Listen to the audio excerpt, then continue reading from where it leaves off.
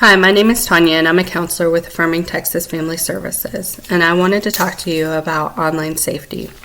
Studies have shown that 94% of children aged 3 to 18 have internet access in their home. We also know with the recent COVID-19 pandemic, children are spending at least 50% of their time online. As parents, it's important to be aware of what your children are doing online, who they're talking to, what they're talking about, and what they're sharing. A few rules that parents are going to want to implement is to know your child's online activities and friends. Who are they talking to? Establish an open dialogue and keep the lines of communication open. Supervise the use of all internet-enabled devices. There are several great apps including Bark, Family Link, NetNanny, and Meet Circle. Regularly check the online communities that your children use, such as social networking, gaming sites, and any other platforms such as Instagram, Facebook, Twitter, Snapchat. Supervise the photos and the videos that your children post online, or if they send them to their friends. Discourage the use of webcams or mobile video devices, and teach your children that when they post something online that it's permanent, that once it's out there, it's out there. Be sure to teach your child or set up their devices with privacy settings. Instruct your child to avoid meeting face-to-face with someone that they only know through the internet or their mobile device. Majority of the people that we talk to, we don't know if they truly are who they say they are on the other end of that platform. Teach your children how to respond to cyberbullies.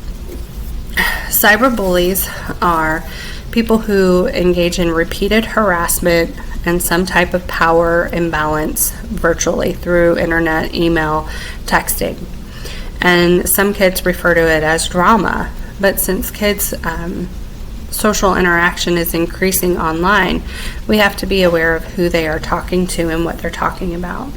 Some important strategies are to have that open conversation with your kids. Ask them if they know what cyberbullying is, if they've ever experienced cyberbullying, if they've ever witnessed a friend being cyberbullied. Some of the strategies to use if your child is being cyberbullied is to tell the bully to stop, to not respond or retaliate after telling them to stop, to block that bully, and then to print out any evidence. We also know that when one platform is blocked, another one may be another area that they can be cyberbullied.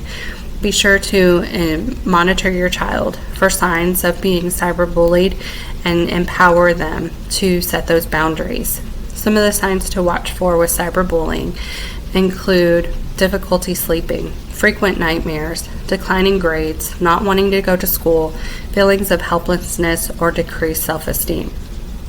Some signs that your child is engaging in cyberbullying or being cyberbullied is when they're constantly looking at their phone, when they're not wanting to put their phone down, when they're getting upset when you set those limits. So be aware of what your children are doing. Monitor them. Monitor their internet access. Another thing to be concerned with is online grooming. Online grooming is when a child befriends someone online and they build their trust in that person. And that person has the intention of exploiting and causing harm. The grooming by this unknown person on the other end of the computer can lead to exploitation to obtain sexually explicit pictures or videos of the child. The groomer normalizes sexual and intimate conversations, making it acceptable to take actions they normally would not. It's important to know who your child is talking to and what they're talking about. With a rise in human trafficking and child sexual abuse, child pornography being distributed, it's important to know who your child's talking to and what they're talking about. According to the National Center for Missing and Exploited Children, 1 in 5 internet users younger than age 17 received an online sexual solicitation in the past year. 1 in 33 received aggressive sexual solicitation involving offline contact or a request for offline contact, such as meeting up with them. So it's important to keep these the lines of communication open with your child. There are several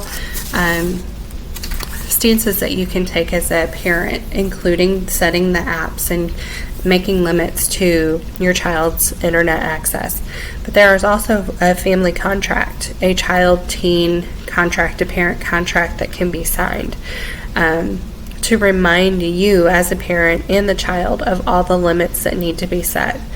A contract is just a piece of paper, but when you go over the rules and the explanation of why it's important, that's going to educate your child and empower them and help keep them safe.